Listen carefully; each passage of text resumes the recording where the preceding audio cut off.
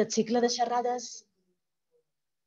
Avui té lloc la segona ponència del cicle de xerrades en línia que hem organitzat des d'Eslink i, com ja vos vàrem dir el mes passat, doncs el fet que la pandèmia ens hagi impedit poder realitzar totes les xerrades que fèiem a nivell presencial, el darrer dimarts de cada mes, doncs vam decidir des d'Eslink fer aquest cicle de ponències en línia.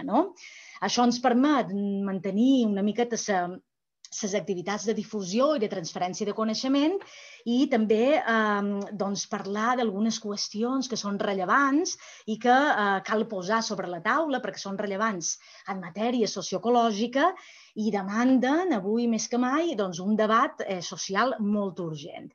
I una d'aquestes qüestions és el que precisament és la que abordarà la nostra ponent d'avui, la doctora Alicia Valero. Ella ens parlarà dels límits físics de la transició energètica.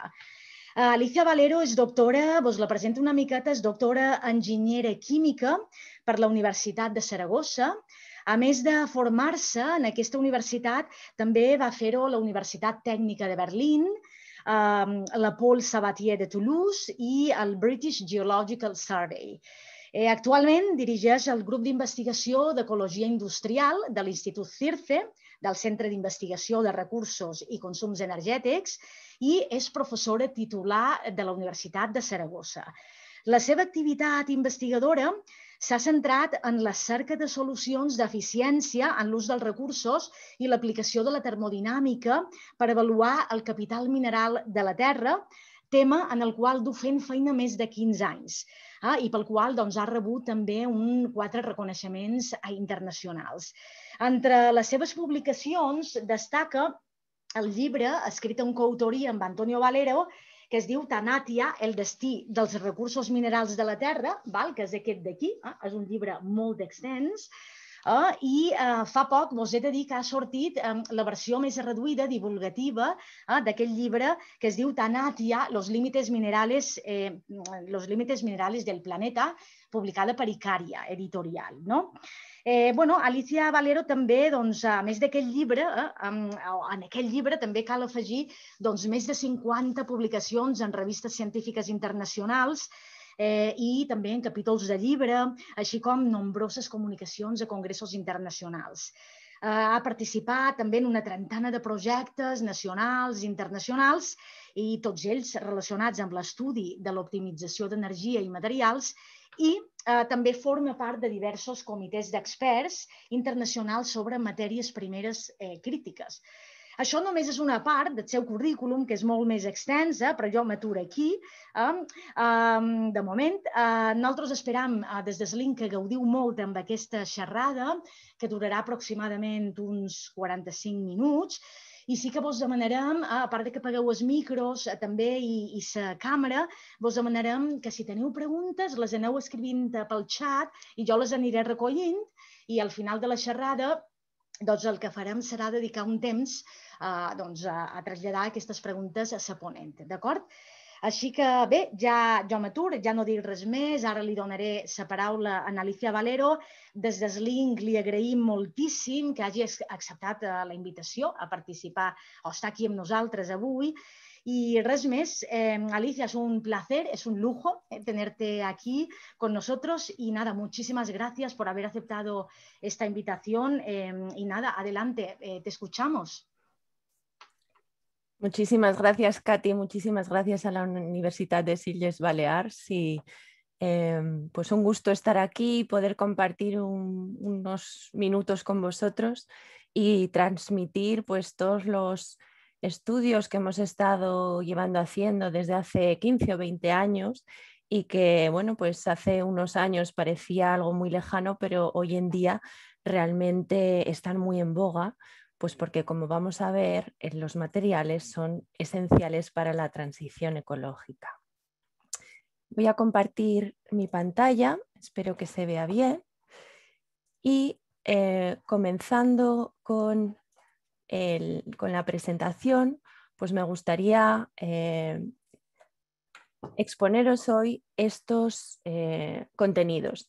El primero de todos hablaremos de un contexto sin el cual no podríamos entender qué es lo que está ocurriendo, que es el crecimiento exponencial. Luego hablaremos de Tanatia, el libro que ha mostrado Katy y las leyes de la termodinámica. Hablaremos de la transición ecológica verde y la pongo entre comillas, bueno, entre interrogantes más bien, porque tiene una serie de implicaciones que a lo mejor hace que no sean tan verde o no sea tan verde como pensamos. Y finalmente, pues una reflexión sobre la economía circular, que de nuevo la ponemos entre interrogantes, ya que es algo pues que hay que analizar en detalle. Entonces comenzamos. Comenzamos con el crecimiento exponencial. Este ejercicio lo hago yo con mis alumnos de la universidad y creo que es muy ilustrativo porque realmente no hemos interiorizado bien cuáles son las consecuencias de la función exponencial. Todos sabemos que la función exponencial tiene esta forma de aquí, en donde pues, empieza poco a poco y luego tiene un repunte en un determinado año y sube, crece hacia el infinito. Bueno, pues la población mundial se rige de acuerdo con una función exponencial. Y esta función exponencial numéricamente se puede expresar de esta forma que tenéis en la transparencia, de tal forma que la tasa de crecimiento anual es alrededor del 1%. De acuerdo con esta ecuación, yo os preguntaría que hiciésemos una serie de ejercicios, no los vamos a hacer aquí, sino que los vamos a resolver directamente.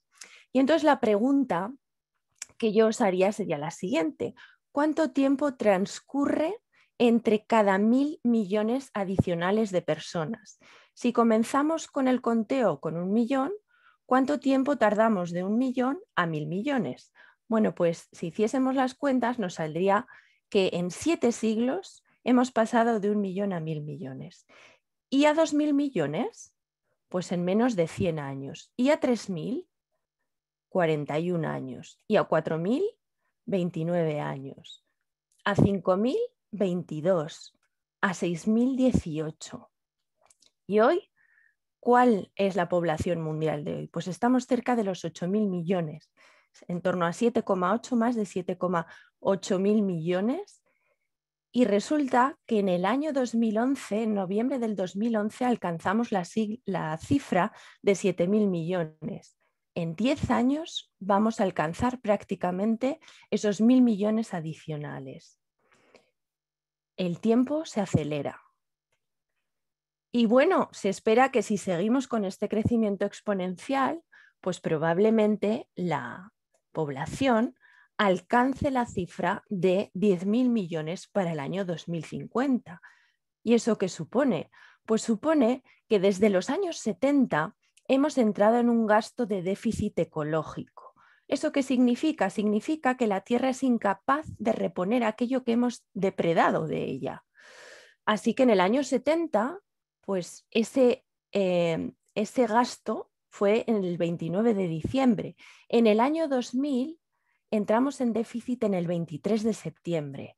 En el año 2010, el 8 de agosto. Eso implica que agosto, septiembre, octubre, noviembre y diciembre, 5 meses que estamos viviendo de las rentas. Y hoy por hoy pues no nos enteramos de que estamos en déficit, porque gracias a que el sol ha regenerado la tierra y ha producido más de lo que realmente necesita, pues tenemos unas reservas que estamos empleando año tras año. Pero si seguimos con este consumo exponencial, pues lo que va a ocurrir es que esas reservas las vamos a agotar muy rápidamente. En el 2019 alcanzamos ese día de sobrecapacidad el 29 de julio. Y en el 2020, gracias a la COVID, y digo gracias entre comillas, fue el 13 de agosto, es decir, que lo retrasamos a cifras del 2007. Y aquí pongo una frase en donde aparece lo siguiente, y es que la enorme necesidad de recursos está sometiendo al planeta a una presión extrema y es la responsable de la mitad de las emisiones de gases de efecto invernadero y más del 90% de la pérdida de biodiversidad y del estrés hídrico. Y esto no lo digo yo, esto lo dice la Comisión Europea, lo dijo en en septiembre del 2020, y constituye un hito que a mí me gusta remarcar, porque hasta ahora la Comisión Europea y desde luego todos los países de las Naciones Unidas eran incapaces de decir claramente que no podemos seguir así con este ratio de consumo tan exacerbado. Otro ejemplo, y es el poder del crecimiento exponencial. Ya hemos visto con la población que el tiempo se está acelerando y este es otro ejemplo que pongo yo a mis alumnos. Entonces, imaginaros que estamos en un campo de fútbol, he puesto aquí el Camp Nou como podría ser cualquier otro y bueno, he escogido este porque es muy grande.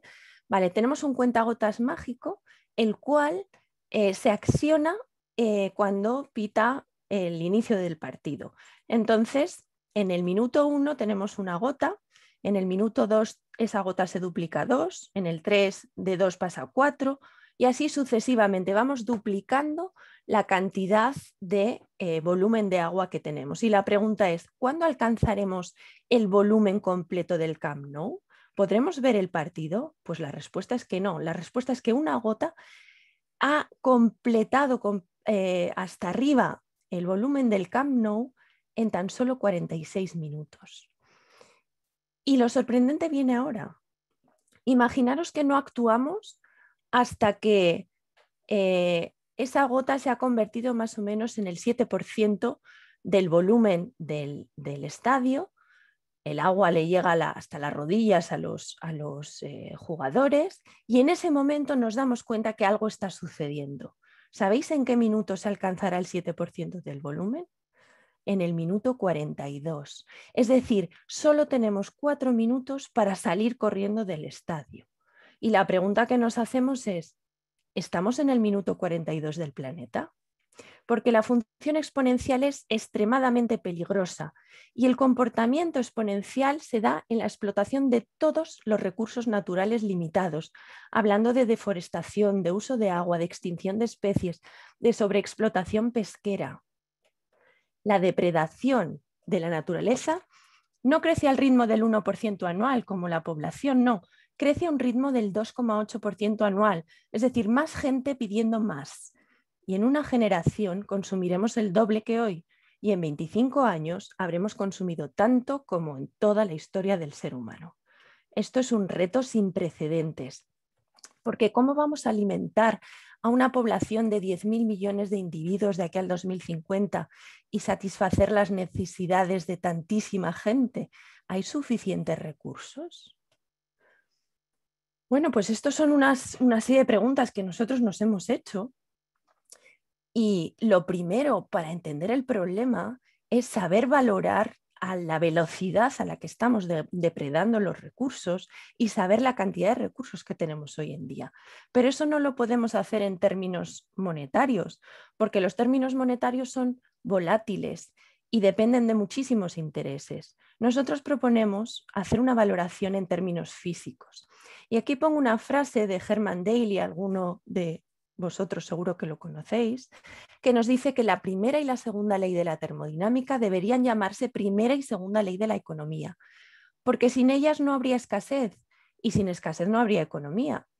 Y la primera ley, que es la ley de la conservación de la energía, nos dice que si pudiésemos crear energía indefinidamente, no habría escasez o contaminación, mientras que la segunda ley nos dice que sin la degradación de los sistemas, pues en realidad podríamos reciclarlos indefinidamente. Pero la naturaleza y las leyes de la termodinámica pues son así de caprichosas y estamos sometidas a ellas. Así que tenemos que vivir con lo que tenemos. Y de acuerdo con esto, nosotros desarrollamos una teoría que es la teoría de Tanatia y tenéis el libro que os ha mostrado Katy. ¿Y qué es Tanatia? Bueno, pues Tanatia es una modelización de lo que sería una Tierra en la que hubiésemos esquilmado todos los recursos naturales del planeta y todos los minerales. En realidad no es una idea catastrofista, aunque se podría pensar que es así. En realidad esto para nosotros no es más que un constructo termodinámico para evaluar cuánto de lejos estamos de Tanatia y a qué velocidad nos estamos aproximando a Tanatia. Probablemente nunca alcancemos Tanatia y eso sería obviamente lo ideal. Y otra cosa que nos tenemos que plantear es ¿qué es la escasez? ¿Cuál es el valor de la escasez? Bueno, valoramos aquello que nos resulta difícil de alcanzar, aquello que, pues, la improbabilidad de encontrar cosas, la singularidad, la distinción de lo común hace que las cosas sean valiosas. ¿Y cómo podemos valorar la escasez? Pues la escasez la podemos valorar a través de la termodinámica, a través de la unidad exergética. Bueno, pues simplemente, y no me voy a extender, esto no quiere ser una clase de termodinámica, pero es a través de un pequeño ejemplo, yo creo que vais a entender claramente de lo que estamos hablando. Imaginaros que tenemos una pelota en lo alto de una colina y entonces por el hecho de estar esa pelota a una altura determinada respecto del suelo, o lo que denominamos en termodinámica el estado muerto, esa pelota tiene capacidad para realizar trabajo. Si yo le doy un pequeño golpecito a la pelota, esa pelota caerá irreversiblemente hasta el estado de equilibrio, o lo que se denomina el estado muerto. Bueno, pues este proceso es espontáneo desde el estado de no equilibrio al estado de equilibrio. Lo que está concentrado acaba diluyéndose. Y esto es una consecuencia del segundo principio de la termodinámica. Otra consecuencia es que mientras que para que esta pelota de aquí arriba bajase al estado muerto, solo le he dado un pequeño empujón, para volver a llevar esa pelota arriba, pues nos cuesta muchísima más energía de la que hemos invertido en el proceso contrario. Lo mismo ocurre cuando mezclamos. Pasamos de un estado, por ejemplo, si tenemos aquí azúcar y sal, pasamos de un estado concentrado espontáneamente a un estado disperso. Y si mezclamos el azúcar con la sal, lo que nos queda es simplemente tirar la mezcla, porque separarlo es realmente costosísimo. Así que la primera lección que nos da la termodinámica es que todo lo que se aleje de ese estado de equilibrio, de ese estado muerto, ambiente, o lo que nosotros denominamos tanatia, tiene exergía, tiene valor, tiene calidad. Por ejemplo, una cascada, por el hecho de tener agua pura y estar a una altura determinada, tiene calidad. O un glaciar, por estar a una temperatura inferior y tener agua pura, también tiene exergía.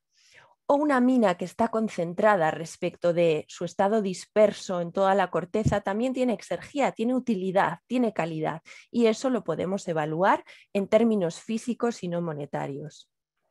Y la segunda lección que nos da la termodinámica está relacionada con la ley de la entropía.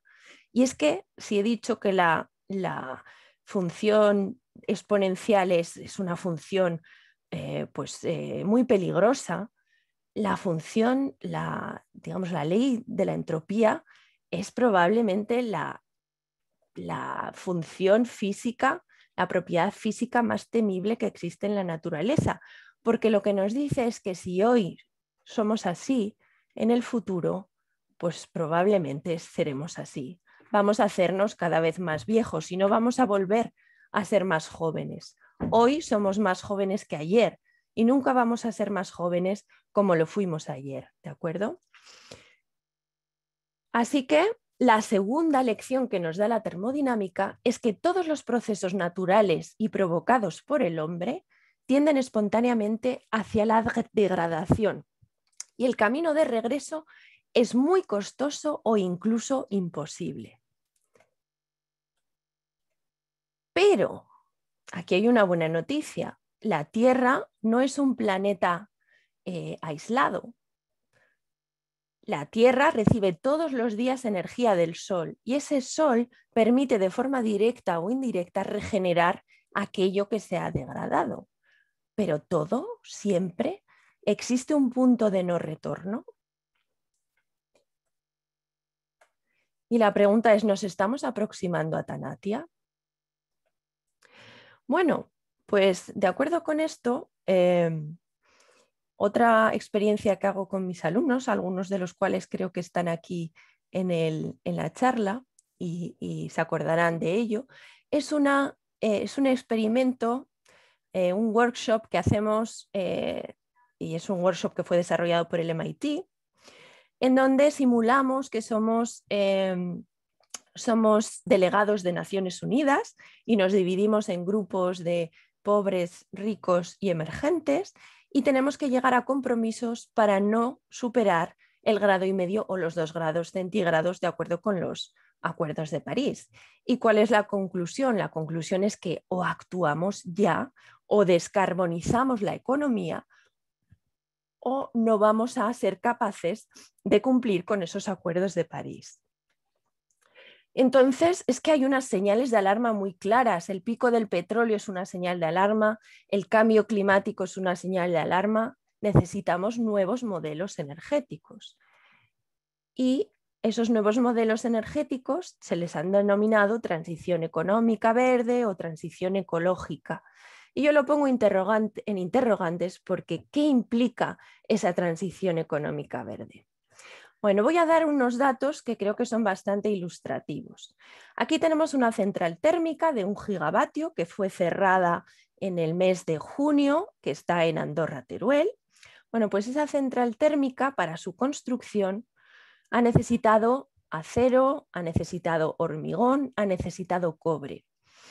Mientras que un parque eólico de la misma potencia, de 1 gigavatio, pues resulta que necesita 25 veces más de materiales por gigavatio que las centrales convencionales.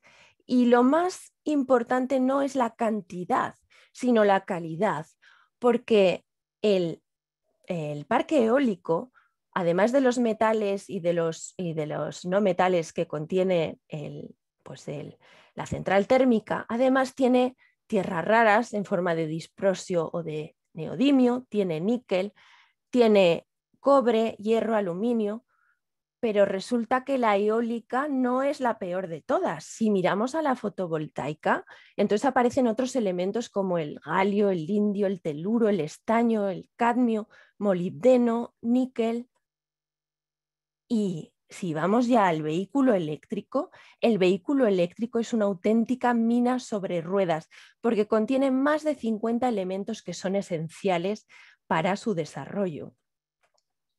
Así que nos encontramos en la era de la tabla periódica, porque mientras en el 1700 apenas teníamos una poca cantidad y poca variedad de elementos que empleábamos para las tecnologías, pues poco a poco esa cantidad y variedad ha ido aumentando en el 1800, en el 1900 con la revolución industrial, ahora con la revolución de las energías renovables y en el futuro que ya es presente estaremos hablando de vehículos eléctricos y vehículos autónomos, el Internet de las cosas. Estamos empleando toda la tabla periódica y de forma exponencial está creciendo el consumo y la variedad.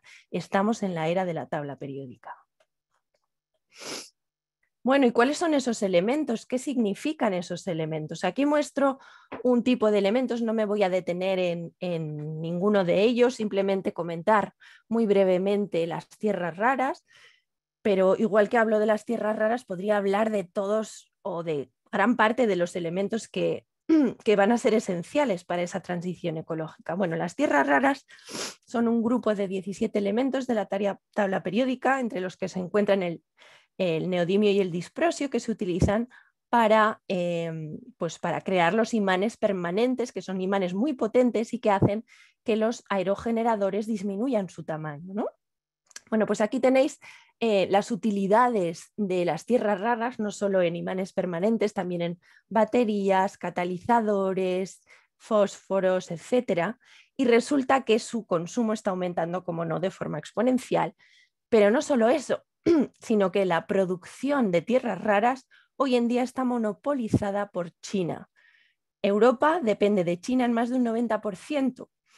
Y no solo depende de esas materias primas cuyo precio está aumentando de forma fenomenal, sino que además depende, bueno, como los chinos tienen las tierras raras, pues ¿por qué exportar tierras raras cuando pueden exportar la tecnología?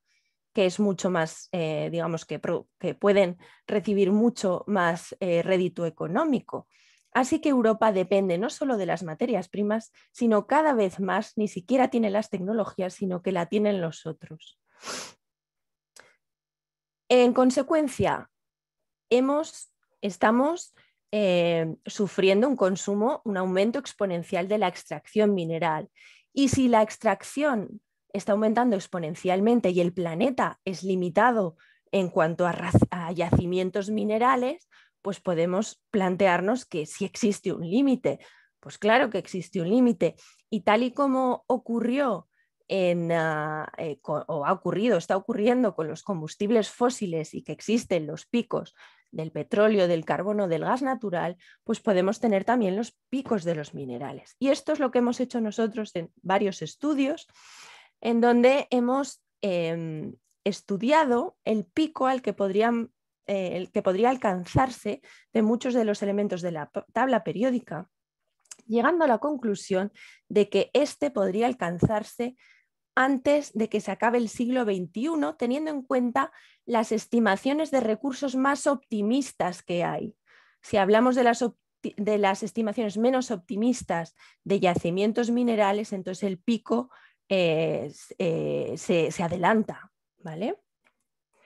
Y no solo es un problema el hecho de que las minas se agoten y haya menos materiales, tenemos otro problema que hay que considerar, y es que estos son gráficas que hemos realizado evaluando minas de todo el mundo de cobre, oro o zinc, y vemos representada la energía en función de la ley de mina, es decir, de la concentración. A medida que una mina se agota, lo que ocurre es que tenemos que extraer más cantidad de roca por unidad o por gramo o por kilo de elemento que queramos extraer. Y con eso aumenta la energía consumida, aumenta la cantidad de agua consumida, aumenta el impacto ambiental en forma de superficie que tenemos, aumenta las emisiones y aumentan los problemas sociales. Así que la energía asociada a la minería, que hoy por hoy está basada en combustibles fósiles, y si bien existen iniciativas de tratar de introducir las energías renovables en la minería, pues va a aumentar y con ello aumentarán las emisiones. Así que tenemos límites minerales a la tercera revolución industrial o a las green technologies o a la transición ecológica, como se le quiera llamar. Aquí tenemos algunos elementos que están escondidos en esa frase, ¿no? El litio fundamental para las baterías, el teluro fundamental para la fotovoltaica, el lantano y otras tierras raras para la eólica, para el vehículo eléctrico, etc. El vanadio y otros elementos necesarios para las aleaciones en acero, por ejemplo, o el indio fundamental para las tecnologías de la información. Así que existen límites a la tercera revolución industrial y no los estamos considerando. También hemos hecho estudios de, bueno, cuáles son los elementos que realmente van a constituir cuellos de botella en esa transición ecológica. Y habrá una demanda que no va a estar cubierta por la producción actual. También hemos evaluado, porque Latinoamérica es una región muy rica en materias primas y además pues, está hermanada con nosotros. Nosotros tenemos muchos estudiantes latinoamericanos y consideramos que es importantísimo también evaluar el caso de Latinoamérica. Bueno, pues resulta que la demanda acumulada de aquí al 2050 podría ser superior que las reservas para todos estos elementos: plata, cadmio, cobalto, cromo, cobre, galio, indio, litio, manganeso, níquel, plomo, platino, teluro o zinc. Nada menos. Y si hacemos un análisis exergético de la transición energética, exergético, ¿por qué? Porque estamos teniendo en cuenta la calidad, incorporo lo que he comentado al principio, estamos teniendo en cuenta la calidad de los recursos y podemos evaluarlo todo, no solo la energía, sino también los minerales con la misma unidad, que son toneladas equivalentes de petróleo. Pues vemos que sí, que vamos a reducir el consumo de combustibles fósiles, pues de carbón, de gas natural o de petróleo, a cambio de aumentar las energías renovables limpias. ¿Pero esto qué va a suponer? Pues va a suponer que vamos a pasar de una dependencia de combustibles fósiles a una multidependencia de muchos minerales esenciales.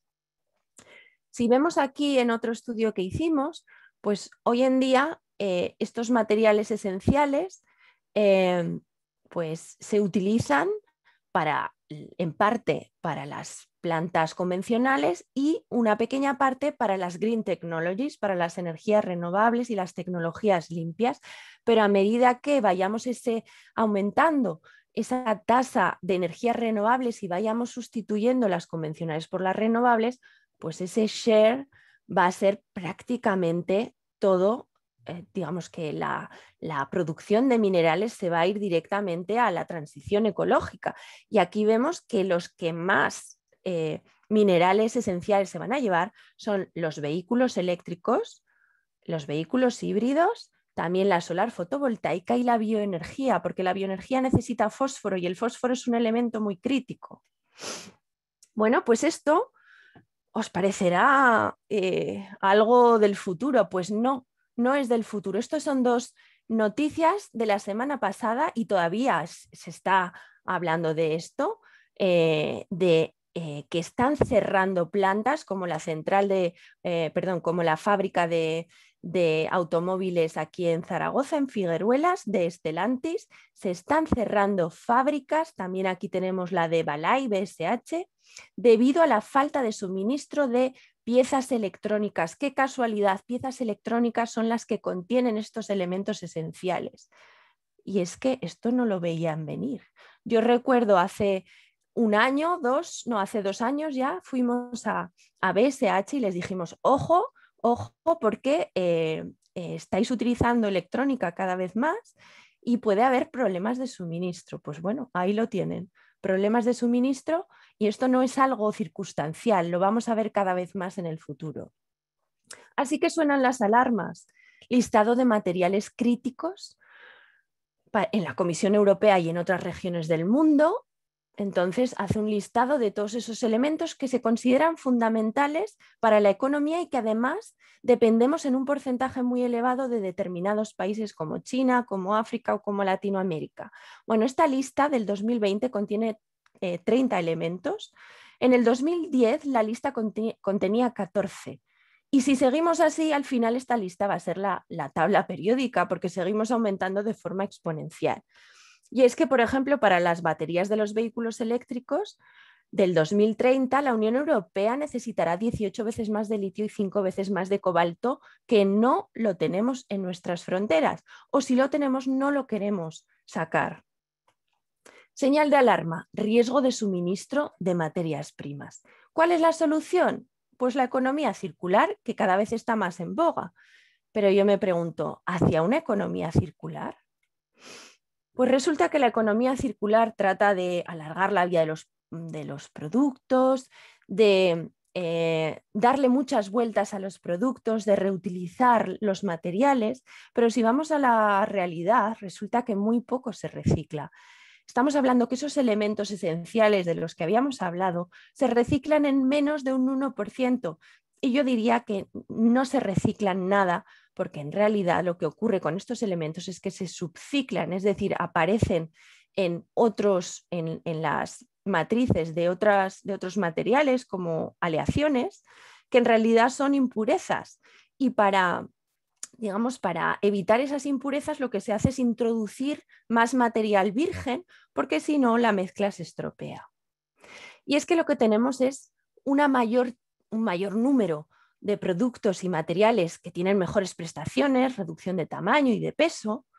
¿Gracias a qué? Gracias a que incorporan cada vez una mayor cantidad y variedad de elementos en concentraciones ridículas, en miligramos o en nanogramos o en microgramos, que son imposibles de reciclar funcionalmente. Y además están mezcladas entre sí de una forma que no aparece en la naturaleza. Lo que vamos a encontrar o lo que estamos encontrando es quimiodiversidad en las nuevas tecnologías. Y nuestra tecnología de reciclado es incapaz de separar aquello que se ha mezclado químicamente, porque para ello se necesitan unas técnicas costosísimas que hace que, pues, que directamente desechemos esos artefactos tecnológicos. Y a pesar de ello, en una tonelada de teléfonos móviles tenemos más oro que el que hay en las minas. Hicimos un estudio evaluando cuál es la quimiodiversidad de los artefactos que tenemos a nuestro alrededor. Esto en términos de exergía, de rareza termodinámica, es decir, teniendo en cuenta la calidad de los recursos. Y qué paradoja, fijaros, las tecnologías que son más eficientes energéticamente resulta que son menos sostenibles desde un punto de vista de materiales. Y ahí nos preguntamos, por ejemplo, lo lógico es cambiarnos hoy en día por bombillas LED, porque son hasta 10 veces más eficientes que una bombilla incandescente. Pero es que la LED contiene indio, contiene galio, contiene arsénico, contiene tierras raras, mientras que el filamento de la lámpara incandescente contiene un poco de wolframio, un poco de aluminio, un poco de vidrio y ya está. Y es que los fluorescentes, que son 5 veces más eficientes que la bombilla incandescente, contiene fósforos, contiene tierras raras, contiene mercurio. ¿Cómo podemos reciclar eso? Bueno, los fluorescentes se reciclan, pero no porque tengan tierras raras o fósforos, se reciclan para evitar que ese mercurio contamine nuestras aguas. Por lo tanto, hoy por hoy, nuestras tecnologías de reciclado se basan en recuperar los metales, básicos, como el hierro, y ni siquiera el hierro puro. Tenemos una mezcla de aceros de muchas calidades, y cuando nosotros mezclamos un vino bueno con un vino malo, ¿qué tenemos? Pues tenemos un vino malo. Pues lo mismo con los aceros, que son imposibles, y entonces aceros, elementos básicos, y luego elementos menores, pero valiosísimos, imposibles de reciclar. Así que lo siento mucho, existen límites termodinámicos a la economía circular. Por eso nosotros lo llamamos economía espiral, porque en cada ciclo de reciclado perdemos cada vez una cantidad mayor de materiales. Y esa cantidad perdida será tanto mayor cuanto más alejada esté nuestra tecnología del ideal. Lo que tenemos que hacer es aprender a reciclar, a recuperar esos materiales de forma más eficiente y así hacer que el número de espirales sea el máximo posible. Y unas reflexiones finales. Soluciones ante este panorama que tenemos hoy en día. Hay que apostar por la desmaterialización. Menos es más, pero ojo, si hacemos los productos cada vez más pequeños, eso implica que la recuperabilidad de los elementos que contienen, como en las lámparas LED, va a ser prácticamente imposible. También hay que apostar por la sustitución de materiales críticos por otros abundantes, pero ojo también, porque si seguimos aumentando el consumo de forma exponencial, al final todos los elementos de la tabla periódica van a ser críticos. En este sentido, hay que apostar por una conciencia de reutilización y de reciclado, y tenemos que aprender de la naturaleza, haciendo que los productos sean robustos, modulares, fácilmente desensamblables, y saber que la naturaleza no produce residuos y vive y se regenera exclusivamente por la acción del sol. Y necesitamos nuevos modelos de consumo, o más bien nuevos modelos de uso, porque no puede ser que sigamos con esa cultura del usar y tirar. Estamos aquí de prestado. Entonces si utilizamos algo, tenemos que devolverlo al menos en las mismas condiciones en las que nos las encontramos. Así que hay nuevos modelos de consumo o de uso, la servitización, en donde tú no compras un producto, tú lo alquilas.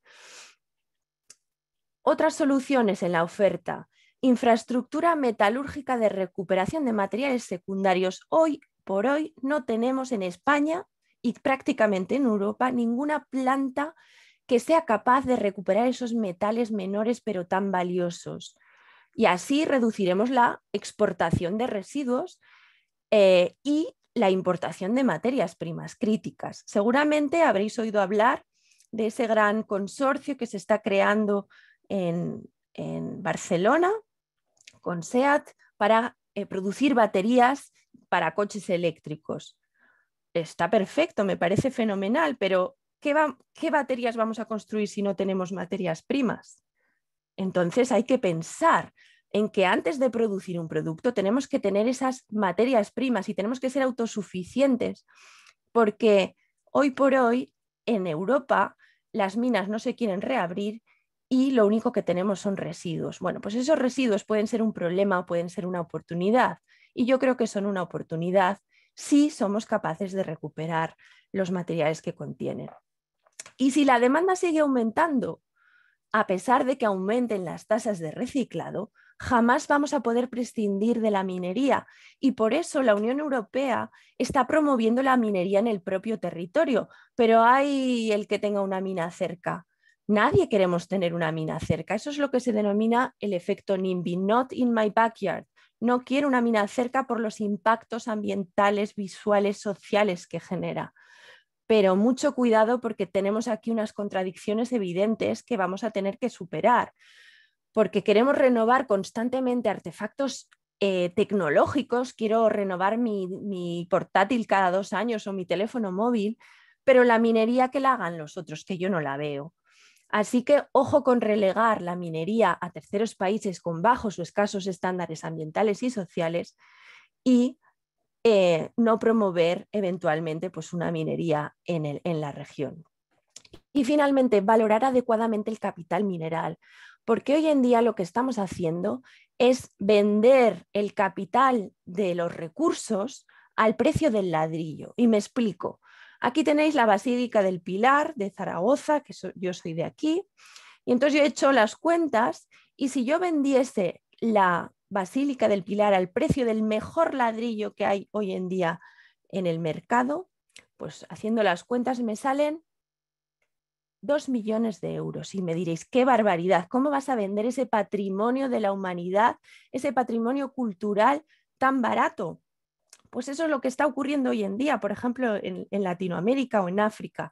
El capital mineral es un patrimonio natural de los que viven hoy, pero también de los que van a nacer, y debe valorarse de forma justa para crear un verdadero sentido de la conservación.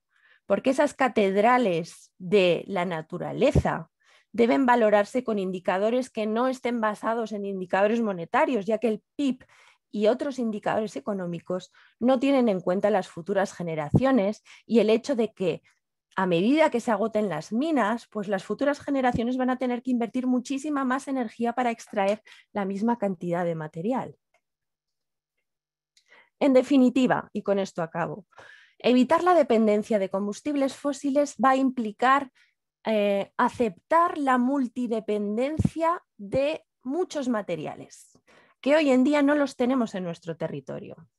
Sin materiales no hay energía, pero sin energía no hay materiales. Las soluciones van a ser muy complejas, van a ser multidimensionales, sobre todo porque entran en juego esos problemas sociales tan graves que acarrea la minería. Y lo siento mucho, no tenemos tiempo para volver a cometer los fallos del pasado. Estamos ya en el minuto 42 del planeta. Por eso hay que pensar en una economía inspiral. Muchas gracias. Bueno, pues muchas gracias, Alicia, por esta interesante ponencia.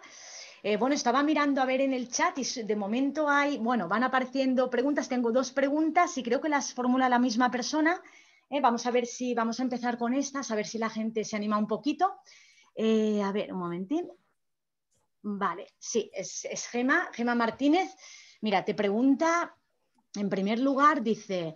déficit ecológico versus crecimiento poblacional.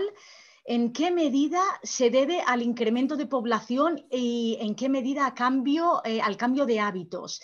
Dice, mucha de la población adicional vive en umbrales de consumo compatibles, ese compatibles entre comillas, con el uso de un solo planeta. Eso pregunta... ¿Las contesto uno a uno o me espero? Sí, a lo mejor uno a uno y así voy recogiendo las otras, si te parece. Muy bien. Bueno, pues el déficit ecológico se debe a los dos factores, obviamente, al aumento de la población y también al aumento de las necesidades de satisfacer pues muchos caprichos del primer mundo.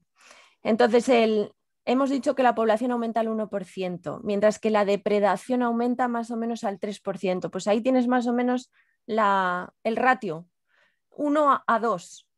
1 debido a la población y 2 debido a que más gente quiere más.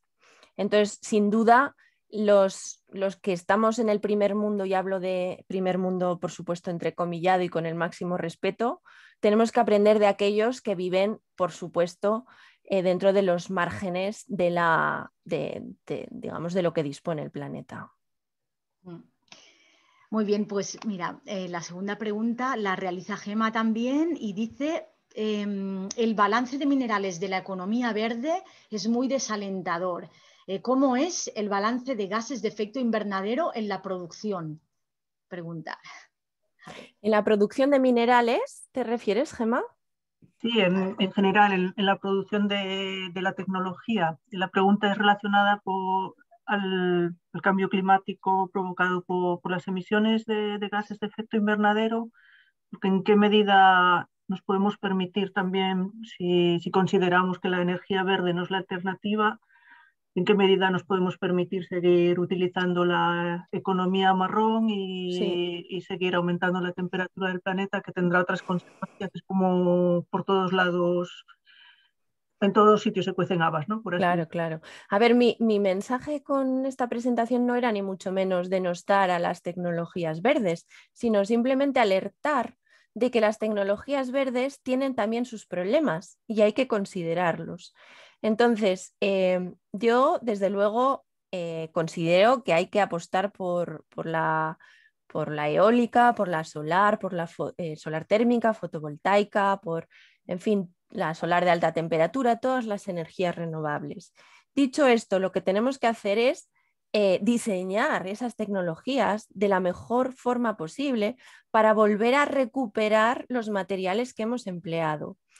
Y la minería, hoy por hoy, depende casi en su totalidad de los combustibles fósiles. Con lo cual, si la minería no la convertimos o no la descarbonizamos lo antes posible, pues podemos encontrarnos aquí un efecto rebote, y es que queremos descarbonizar la descarbonizar la sociedad con tecnologías verdes, pero como estas dependen de materiales que a su vez se producen con energías fósiles, pues ahí tenemos un efecto rebote. Entonces existen ya iniciativas de tratar también de descarbonizar la minería. En concreto, hace poco asistí a unas jornadas y se habla de descarbonizar hasta un 25% la minería, pero fijaros, todavía nos queda un 75%. Y como he dicho, la evolución del consumo energético es exponencial a medida que se agotan las minas. Así que tenemos un problema muy grave, y el problema aquí de partida es que no podemos pintar de verde la economía. O sea, no da de sí. Lo que hay que hacer es cambiar radicalmente la forma en la que pensamos la economía. Radicalmente. Porque si seguimos con esa tendencia exponencial, pues la Tierra da lo que da. Gracias. Sí. Bueno, tenemos más preguntas. A ver, viene una de Antoni Llompart. Dice, si no lo he entendido mal, ha comentado que el volumen de materiales necesario para construir un parque eólico supera en proporción de 25:1 el volumen de materiales requerido en una central convencional térmica. ¿Cuál sería la proporción de materiales requeridos entre convencional y renovable en el caso de un parque fotovoltaico? Tengo los datos, pero no me los sé de memoria. O sea, la eólica es la que en peso, más que en volumen, en peso requiere menos materiales en proporción con las convencionales, y a pesar de todo son 25 veces más. La fotovoltaica, pues estamos hablando probablemente de 3 veces más que la eólica, y hablo de memoria, ¿eh? Y el vehículo eléctrico, claro, el vehículo eléctrico no lo podemos comparar porque no es un productor de energía, pero es que el vehículo eléctrico tiene 50 elementos esenciales que hoy por hoy no se recuperan. Así que, y con las tecnologías eléctricas y con las tecnologías, ya no solo el eléctrico, o sea, es que los vehículos hoy en día son ordenadores con ruedas y todo lo que sea semiconductor implica la utilización de muchos de estos elementos que son esenciales y que no los tenemos aquí, que dependemos de China o dependemos de otros países. Así que las cifras realmente asustan. Y esto poco a poco las empresas se están dando cuenta, los grandes fabricantes como de vehículos que ya se han dado de bruces completamente, se están dando cuenta de que tienen que repensar cómo se hacen los vehículos y que esos vehículos no, digamos que no vendan el coche en sí, sino que vendan el servicio y que vuelva el vehículo a las propias factorías para poder reutilizar todos esos materiales. Vale, aquí ahora estaba mirando una pregunta de Pau que la voy a formular porque está un poco relacionada con esto y no sé si la habrás contestado porque estaba buscando preguntas. Mira, te la formulo. Un momento, se me va. Dice, buenos días, gracias por la presentación. No me acaba de quedar claro lo de la proporción del 25:1 en materiales de una instalación fotovoltaica en comparación con una central térmica. Perdona, en lugar de fotovoltaica Vale. quería decir eólica.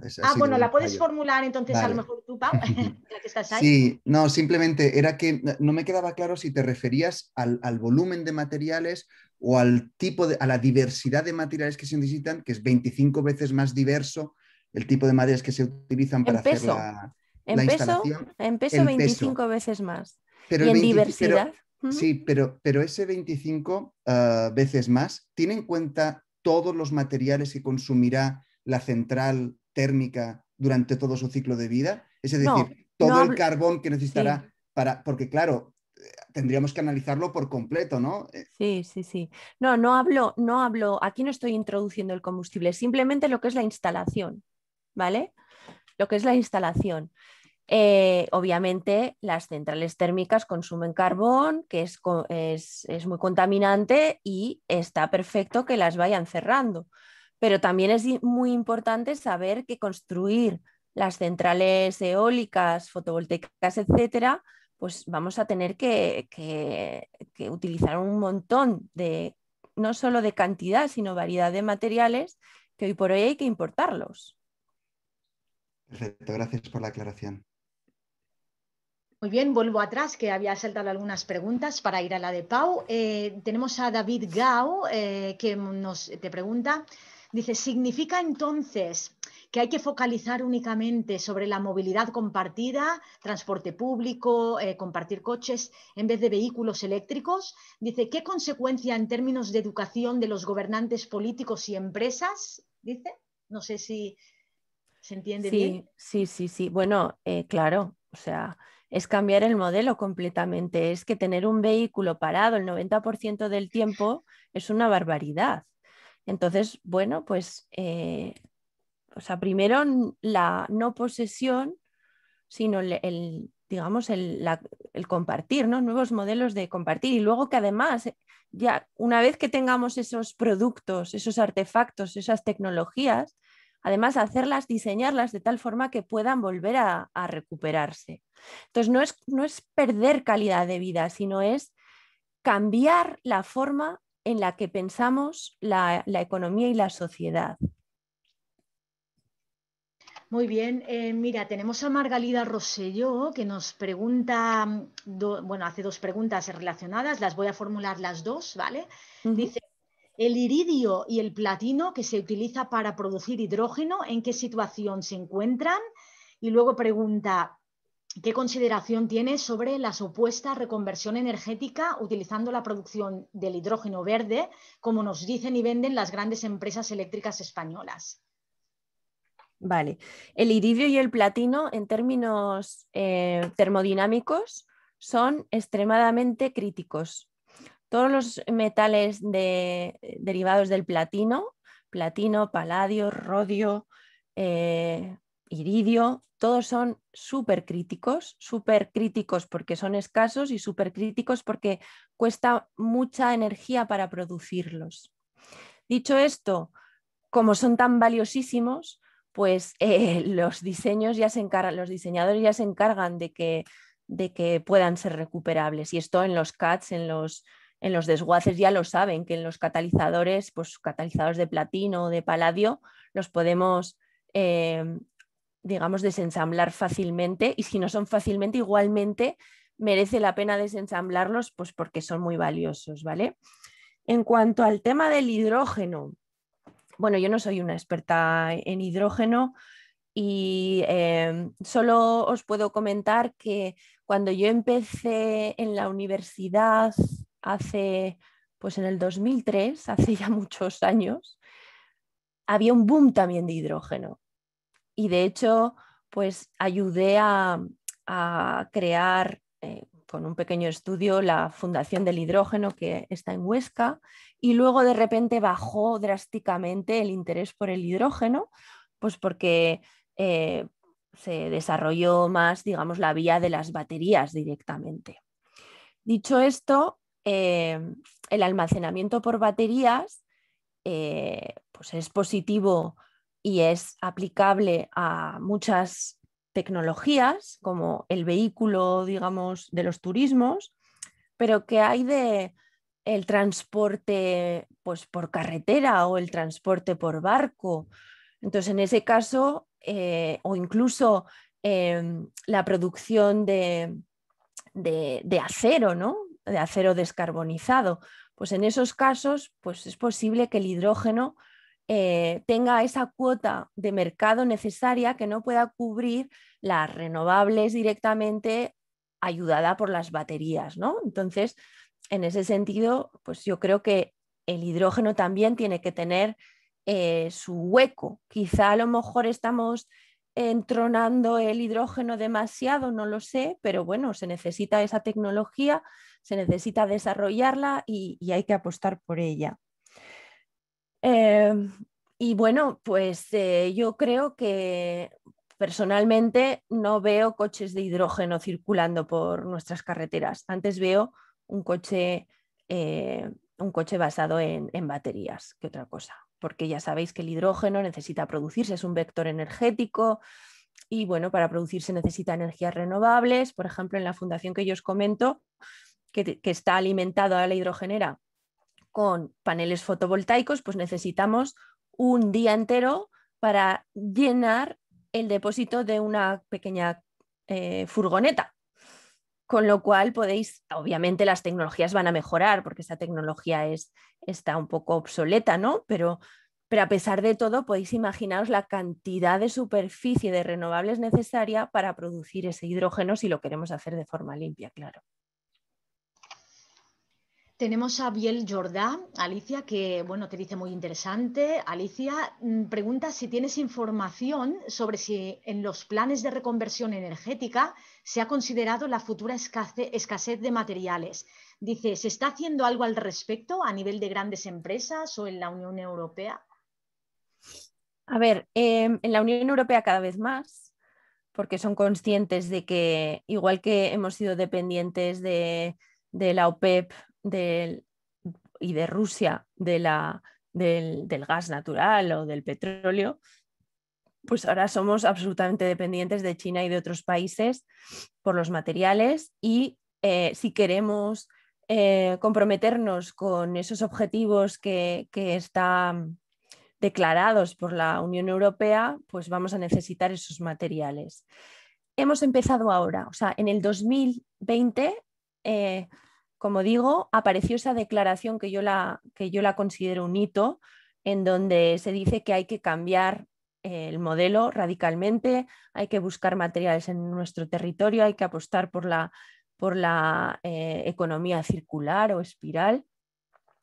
Dicho esto, yo creo que los esfuerzos todavía son muy insuficientes. Y en España, pues estamos, bueno, si en Europa vamos lentos, en España mucho más. Yo, pues, he tratado de hablar con algunos, bueno, cuando me lo piden yo comento estas cosas, pero es que no tengamos ni una planta capaz de recuperar el oro, el platino, el paladio, el indio, el teluro, de todas esas tecnologías, es un fracaso estrepitoso de España, de Europa, y estamos perdiendo la batalla pues en la transición ecológica directamente. Vale, tenemos bueno, más preguntas. Voy a ir ya haciendo un poco una selección, ¿vale? Para ir acabando. A ver, Gemma nos pregunta, en relación con esta discusión, ¿cuál es la vida útil del parque eólico antes mencionado y de la central térmica? ¿Cuál sería la vida útil de esas instalaciones? Bueno, una central térmica puede durar muchísimos años. La central térmica de Andorra no sé cuántos años lleva ahí, 50 o más. Un parque eólico, bueno, pues hablamos de 20, 25 años, lo mismo que un fotovoltaico, incluso algo más, ¿no? De hecho, ahora, el problema que tenemos ahora es que los primeros parques eólicos y eventualmente, no tanto fotovoltaicos, pero sí eólicos, empiezan a desmantelarse ahora. Y resulta que no hay tecnologías para recuperar pues, las palas, los materiales que tiene el generador, etcétera, y están creando un problema ambiental de basura, que tienen materiales críticos pero que no sabemos recuperarlos. Y bueno, pues de nuevo, esto es un fracaso. Bueno, a ver, tenemos aquí otra pregunta de David Gau. Ahora la estaba leyendo, la leo a la vez, ¿no? que te la pregunto. Dice, una isla sería un buen laboratorio para una economía en espiral, pero hay un cambio de paradigma en la manera de pensar la economía. El problema es que la visión, por ejemplo, si miramos los fondos europeos que van directamente a las grandes empresas para los vehículos eléctricos, etcétera, ¿cómo traducir la economía en espiral en términos concretos para hablar con los gobernantes económicos en Europa? Ay, no sé si se entiende bien la pregunta o le pedimos que nos lo matice un poco, si está por ahí. Bueno, que vamos a darle la ¿Sí? voz, ¿no? Sí, a David Gau, a David. ¿está por ahí? Sí, hola, gracias.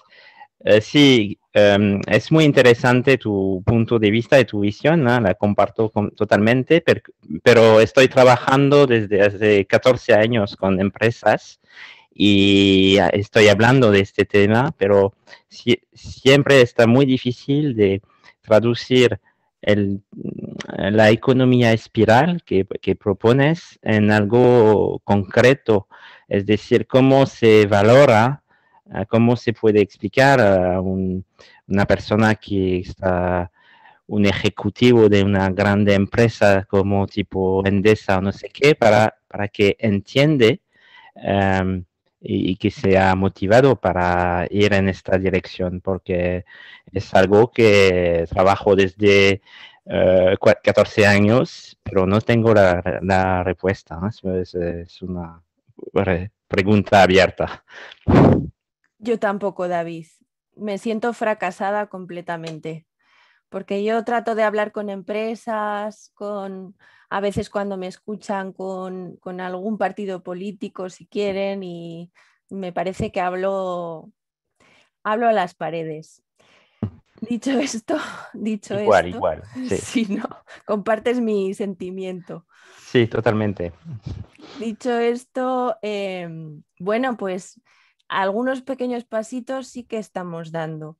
Por ejemplo, nosotros estamos trabajando con SEAT Sí. y primero les estamos evaluando en términos físicos la criticidad de sus vehículos, porque es que no lo saben, ni siquiera saben cuánto de crítico es un vehículo. Y si tú trabajas con un indicador de criticidad, pues las cosas cambian. Y además les puedes decir, fíjate, tus materiales críticos se encuentran en estas partes del vehículo, con lo cual trata de diseñarlas de esta forma para evitar perder todos esos materiales. Pero lo que ha sido esencial es el trompazo que se acaban de dar todas las fábricas de vehículos, de lavadoras y en general de tecnologías, de artefactos tecnológicos que han tenido que parar sus factorías durante semanas y meses. O sea, se han dado cuenta a base de un tortazo. A pesar de que, entiendo, David, que tú hace años que lo estás Sí. advirtiendo, yo también, Decir, es que esto va a llegar, es que esto va a llegar, es que es fácil, o sea, hacer esos cálculos que os he mostrado aquí son muy fáciles, cualquiera los puede hacer. ¿Verdad? Pero bueno, yo me siento fracasada en este sentido, David. Si encuentras la solución, me lo dices, ¿vale? Ok, no, estoy buscando, pero he intentado muchas cosas para cambiar el paradigma y la manera de pensar y de tomar decisiones, pero sí, toma mucho tiempo. Un aspecto que yo no soy economista, ¿eh? Y bueno, pues creo que aquí hay algún que otro economista y si nos podéis ayudar, porque yo soy completamente ignorante y en temas sociales ya ni te digo, pero el hecho de que no sepamos valorar bien lo que nos da la naturaleza gratis, pues eso implica que estamos utilizando todos los recursos de la naturaleza como si fuesen ilimitados. Entonces, si hubiese un sistema impositivo distinto del actual, en el que, grabásemos los recursos naturales de forma más justa, mientras que a cambio, pues por ejemplo, lo que es el trabajo humano no se grabase como se está grabando ahora, o sea, pagar el 50% de mi sueldo por el hecho de trabajar, pues eso me impide, en muchos casos, acceder al mercado laboral. Sin embargo, estoy pagando la electricidad o el agua o cualquier recurso, ya sea manufacturado o no, realmente de forma baratísima. O sea, comprar en Amazon, en China, cualquier chisme, es que es baratísimo y eso es lo que no puede ser así.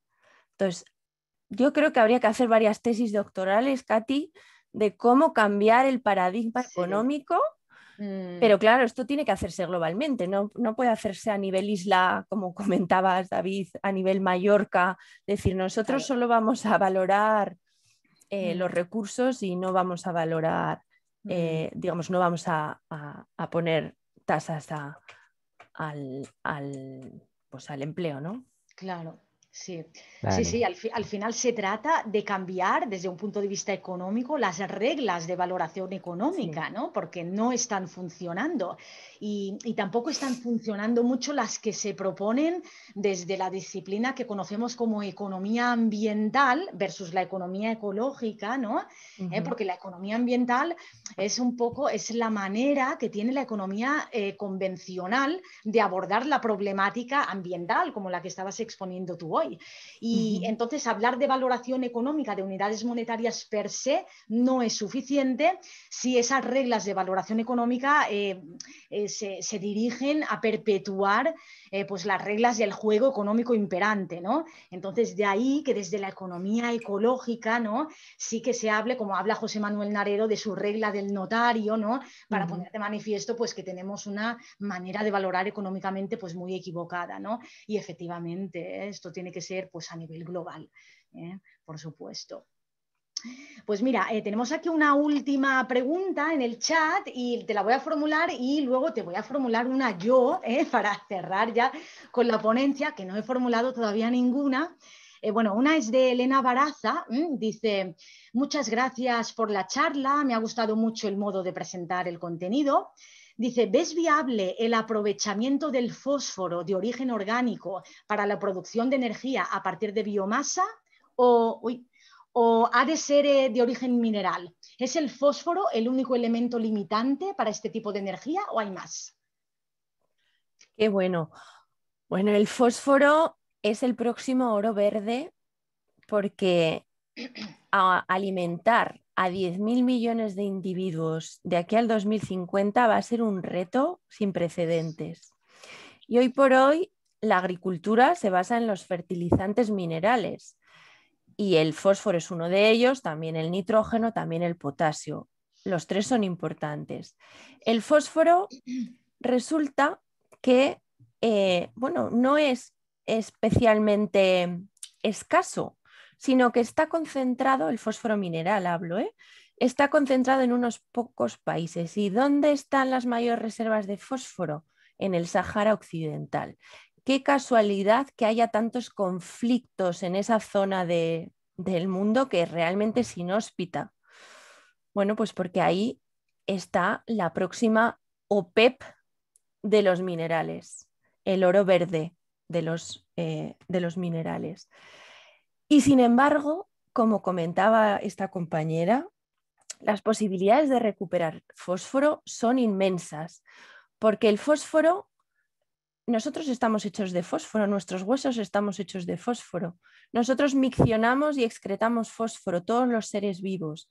Las posibilidades de recuperar el fósforo, pues de las depuradoras, etcétera, es inmenso. Y yo recuerdo, mi padre lo dice mucho, Antonio Valero, que es mi coautor y con el cual trabajamos, que probablemente el mejor legado que te pueden dar tus abuelos cuando mueran son sus huesos, porque están hechos de fósforo y de ese fósforo pueden hacer una semilla y de ahí pues plantar un árbol, ¿no? Bueno, pues yo creo que el fósforo hay que cambiar el modo de vista, o sea, acotar la extracción mineral y investigar tecnologías, y se está investigando en ello, en tecnologías de recuperación de fósforo orgánico. Pero no solo eso. Y es lo siguiente. Resulta que sabemos muy poco de lo que ocurre en los suelos. Es que no tenemos ni idea. En los suelos hay un montón de bichos y estamos trabajando en ello con varias empresas y también en temas exergéticos. Hay millones de bichos que, si somos capaces de entender su comportamiento, estos bichos, microorganismos, son capaces de solubilizar el fósforo que ya existe en el suelo y dárselo a la planta, las necesidades que tenga en ese momento la planta, solo que no sabemos. No son todos esos los microorganismos los que realizan esa función, pero si somos capaces de domesticar, igual que hubo una revolución en el Neolítico, creo que fue, pues una nueva revolución de los fertilizantes, ¿no? Pero más que de los fertilizantes, o sea, lo que hay que hacer es dar de comer a esos microorganismos para que sean ellos capaces de solubilizar ese fósforo que ya está disponible y evitar así echar fósforo de origen mineral a nuestras tierras y reducir, digamos, la fertilidad de los suelos, que está reduciéndose de una manera estrepitosa. Vale. Muy bien, pues vamos a acabar ya con un poco con este acto. Si me permites, te voy a hacer como una especie de reflexión o una pregunta para concluir.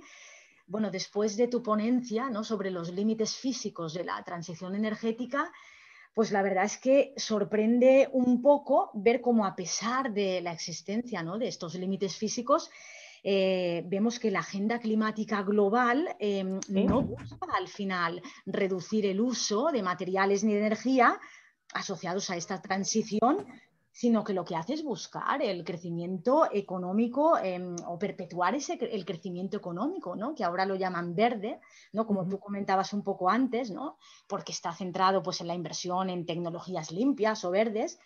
Pero es como todo crecimiento, el crecimiento verde también tiene, como tú has dicho, pues una base energética y material. Luego sorprende, ¿no?, que sabiendo esto se siga apostando, ¿no?, por el crecimiento sostenible o el crecimiento verde, y lo vemos, por ejemplo, en todas las leyes de cambio climático que se están aprobando. Es decir, que básicamente apuestan pues por la transición energética, ¿no?, por las renovables para generar básicamente electricidad, y por la movilidad eléctrica, ¿no? Buscan perpetuar esas actividades, e incluso bajo el paraguas de la recuperación económica hoy pues están subvencionando y se está dando dinero público pues a industrias que son pues contaminantes, como por ejemplo la industria automovilística, ¿no?